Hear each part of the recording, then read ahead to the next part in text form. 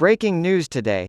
Peace and harmony will be negatively impacted by Putin's decision to skip the G20 summit.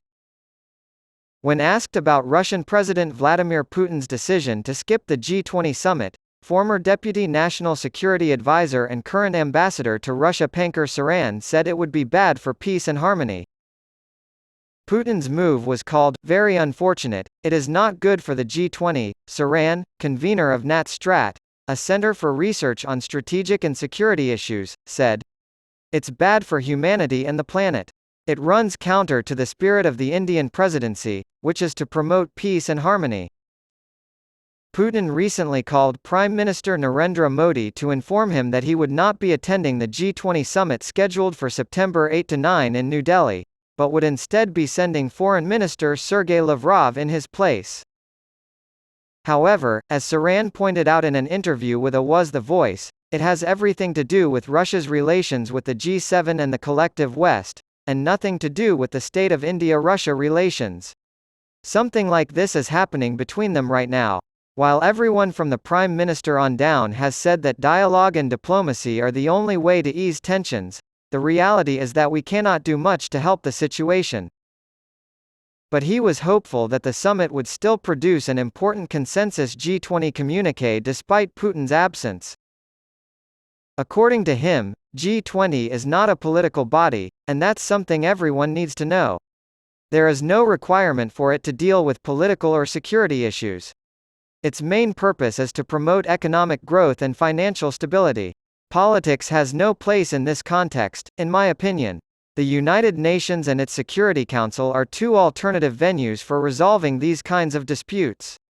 I don't think we can resolve strategic or political disagreements at the G20. Saran was asked about China's objection to the Sanskrit phrase, Vasudhaiva Kutumbakam, the world as one family, being included in documents about last month's G20 Energy Ministerial meeting and also other G20 documents. On the one hand, it is often argued that the fact that India and China are the world's two largest and oldest civilizations is sufficient justification for their peaceful coexistence and mutual progress. They talk a good game about changing the world, but their actual efforts on the ground fall far short. Saran responded to a Chinese argument that Sanskrit could not be used in G20 documents because it is not an official language of the United Nations by saying, Sanskrit is one of the oldest languages of the world. Sanskrit is often referred to as the mother tongue. A date between 3,000 and 4,000 years old has been proposed for it. An inability to give respect or acknowledge that another similarly sized country has a civilizational history that it wants to put forward and which is accepted by the entire international community, Saran argued, is at the root of China's opposition to Sanskrit. For its lack of openness to other perspectives, Saran criticized China, saying, "Nobody has a problem except China. The burden of proof is on China to demonstrate the validity of its concerns or to explain how they are not motivated by narrow strategic and political considerations. Since the entire world is aware that Sanskrit is India's cultural contribution, I don't think it will have much an impact." And he continued, "This will be seen more as settling scores with India. This behavior is unbecoming of China's self-proclaimed status as an ascendant great power. It merely demonstrates an insensitivity and refusal to acknowledge that the world's other powers are deserving of respect and recognition. In this case, I believe it is the Chinese who are being unfairly portrayed." Saran said that India's hosting of the G20 summit sends the message that India's heart and mind are big enough to accommodate every shade of opinion and region of the world, in response to a question about how India has made the G20 a more inclusive forum. India aspires to be an example of global tolerance. He mentioned that the New Delhi summit will be remembered for the Indian initiative to include the African Union in the G20. However, we should also discuss how India has served as a spokesperson for the world's developing nations. India has taken the lead in saying that it will make sure that voices from the global south are heard in these forums because, without them, a stable international order is impossible to achieve. If the needs and priorities of the world's vast population are ignored, peace and prosperity will remain elusive. The senior diplomat said, What the Prime Minister has said has been implemented, in response to Prime Minister Narendra Modi's description of India's G20 presidency as a people's presidency.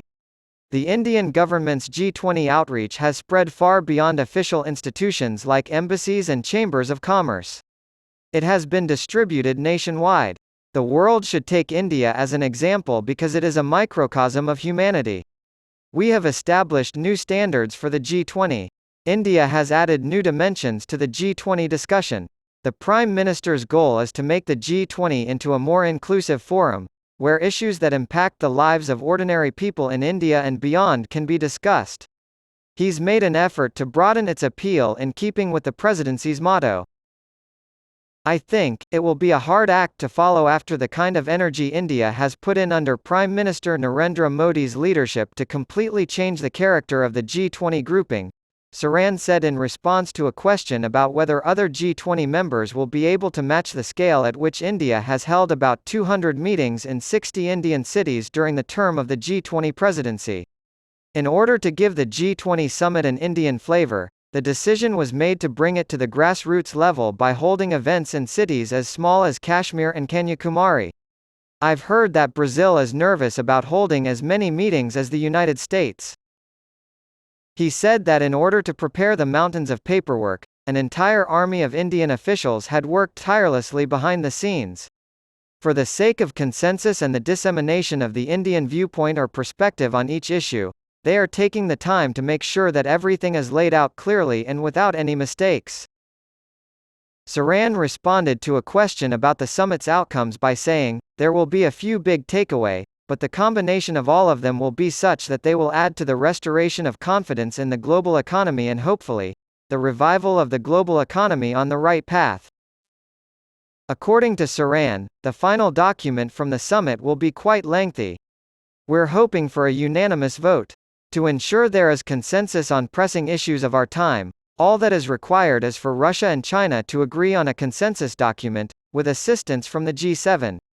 We can leave a lasting global legacy by concentrating on just 4 or 5 of the many possible outcomes.